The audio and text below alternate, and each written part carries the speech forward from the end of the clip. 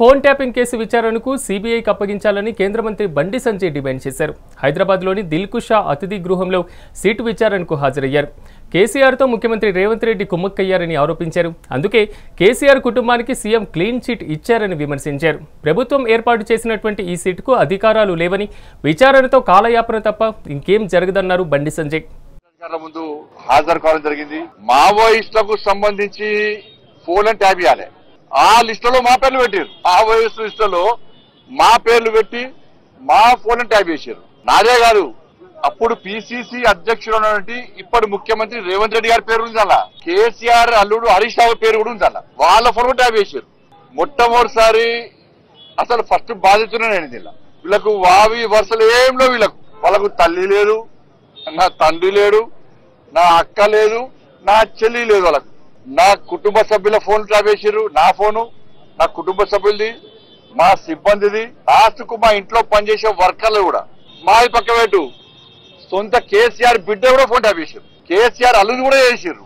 వీళ్ళని ఏమనాలో తెలంగాణ సమాజం ఆలోచించాలి. వాళ్ళు చెప్తున్న విషయాలు ఇంటుంటే ఎంత ఆశ్చర్యం అనిపించిందంటే, ఇంత ఘోరమైనటువంటి పరిస్థితి ఇది. వాళ్ళు చెప్పే విషయాలు ఇంటుంటే.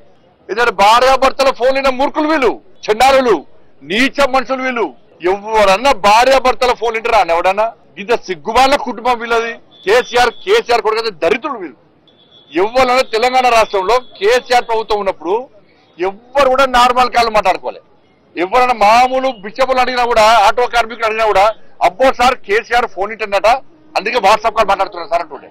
ఇది కామన్ అయిపోయింది. ఇది ఎవ్వరు కూడా మాట్లాడుకోలే, అందరికి తెలిసిపోయింది. కేసీఆర్ ఫోన్ ఇంటన్నట, మామూలు కాళ్ళు మాట్లాడకూడదు, అయితే వాట్సాప్, అయితే ఫేస్ టైము, అయితే సిగ్నల్ మాట్లాడుకోవాలంట అని చెప్పి ఈ టెక్నాలజీ పెంచడానికే వచ్చి కేసీఆర్ టాపిక్ చేసేది. అసలు ఈ ప్రభాకర్ రావు అంటోడు, ఈ రాధాకిషోర్ పెద్ద వీళ్ళిద్దరు.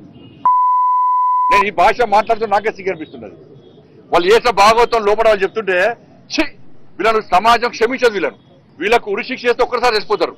ఉరిశిక్ష చేసి వీళ్ళు క్షణం ఆ రోజు నేను గాని, మా పార్టీ కార్యకర్తలు గాని, మా నాయకులు గాని, ఇతర పార్టీ నాయకులను ఎంత క్షోభకు గురి చేసి